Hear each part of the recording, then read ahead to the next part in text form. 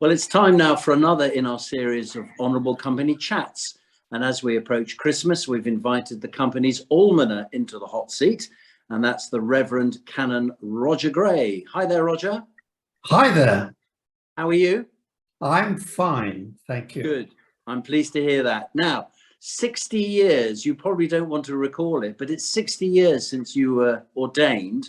That's a fantastic career. So how did you end up here in Gloucestershire? Well, I always believed in moving around, and I was ordained in Durham Diocese, which I've never been north of Watford Gap before. And then I moved to Cornwall, Hurrell Diocese, and then to Gloucestershire, where I spent most of my time. Again, I've never lived in Gloucestershire before. So you were a parish priest as such? I've been a parish priest. I've also done diocesan jobs in the course of my ministry. Okay, so quite a variety, and I noticed, which is a good thing. I noticed from your CV there's been a theme of education. Was that something that was particularly of interest to you? It's certainly an interest. I ought to point out I was diocesan director of education, the last of the amateurs doing that job.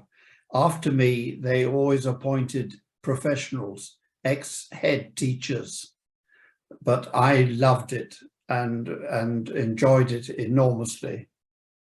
So this was responsible for what I assume Church of England primary schools, particularly? Primary schools, and also we had a team with a children's officer and a youth officer, and one or two others. So I led the team as well. Okay. So, I mean, for many, certainly people watching this little video, I suspect that Church of England primary school was an extremely important part of their Christian education. Yes. Well, very much so. I always liked primary education because it was so exciting. If you walk into a primary school, it's full of colour and vitality. Less so, if I may say so, less so in secondary schools, I think, but primary is very, very adventurous. Okay, and how, without being rude here, I'm suggesting it's probably some time since you were in that post, but I mean, how do you feel things have changed, certainly in education? I mean, are we getting better at explaining about the wider faith communities, do you think? Oh, I have the highest regard for teachers. And I think that they're doing a terrific job of explaining the world, which always develops, of course. So I've great regard for teachers, whether at primary level or a secondary level, or a university. That's true. Yes, of course. In Gloucestershire, we have that basis here. Yes. So what? I mean, are you fully retired now? I know you have this role with the Honourable Company, which we'll come on to in a second. But I mean, do you keep your hand in at all with anything from the past? Although I am of a great age, I still have a Sea Cadet chaplaincy, right? Okay. Which I enjoy very much indeed, and that keeps me alive and going. And I've a great regard for young people today, though the world they live in is a very different world to the one I was born into. Yeah, yes, you're absolutely right on many fronts. Let's turn, can we, to this role of the almoner, because it's not a word that I think people might be familiar with. So maybe you can explain a little bit about the role, what it means, and maybe how it came about. Well, how it came about was I was invited to do the role. I ought to say right from the start that I'm a hopeless almoner. I really am. And I expect to be fired any moment. But it's a huge privilege to serve in this way. And already I've met some outstanding people of Gloucestershire. Mm. So is it linked to the word arms? Do they share a root there? I came across the title, strangely enough, in hospitals. Mm. When I was a part-time hospital chaplain, hospitals often had almoners, and I think it's an ancient title. I'm glad that the Honourable Company uses the title almoner rather than chaplain. Yeah. Because it just is one removed from proselytizing, which I don't do and wouldn't do anyway. So it's effectively somebody who looks after the faith interests of the company, regardless of where they come from in terms of their faith background. Yes, but I wouldn't want any impression to be given that I'm only interested in those with faith.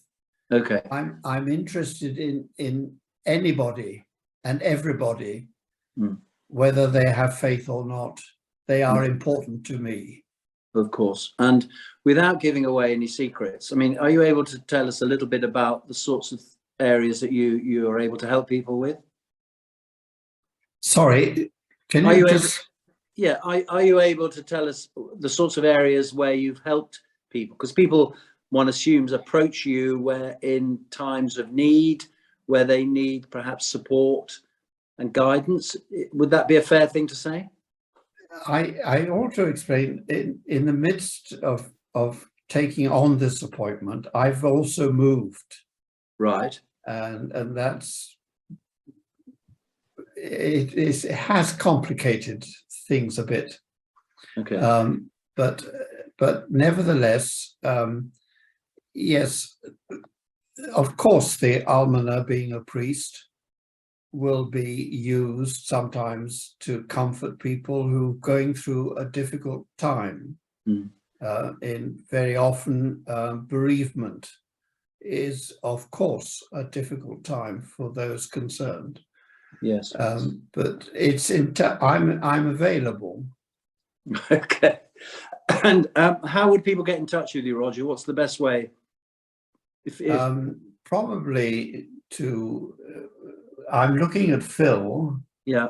He's a terrific chap. Yeah. And I think he's much better and deserves to be much better known than I am. If people contact him, he will contact me. Okay. I know you've prepared a Christmas message for us, which we'll listen to in a moment, if we may. But I'm just wondering about Christmas for you as a Christian. It's still a special time of year for you, I assume?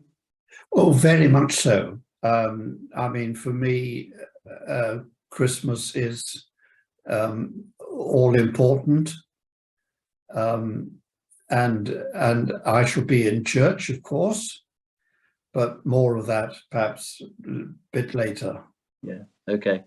So, if we may, Roger, let's move on to your Christmas message. And I think it's fair to say that if anybody needs any help or support, the way to contact you is through Phil Robson, our clerk, or I would suggest any member of the court, perhaps, who can get in touch with you. But thank you for all you do. And on behalf of the company, I'd like to wish you and your family a happy and restful Christmas. And we'll end this little recording, if we may, on your Christmas message for December 2022. Thank you very much. I'm looking forward to a really good blowout at Christmas.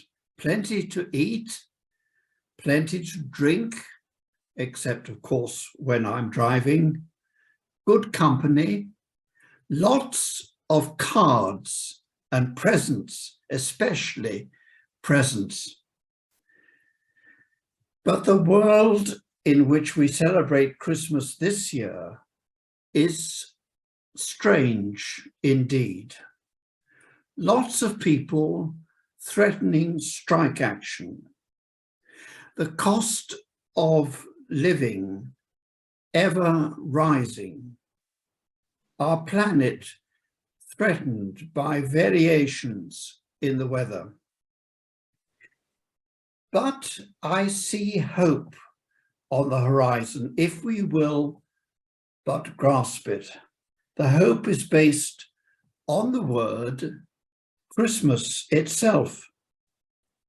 If you think of the spelling of that word, Christmas, most of the letters spell out Christ. Christ was born on Christmas Day.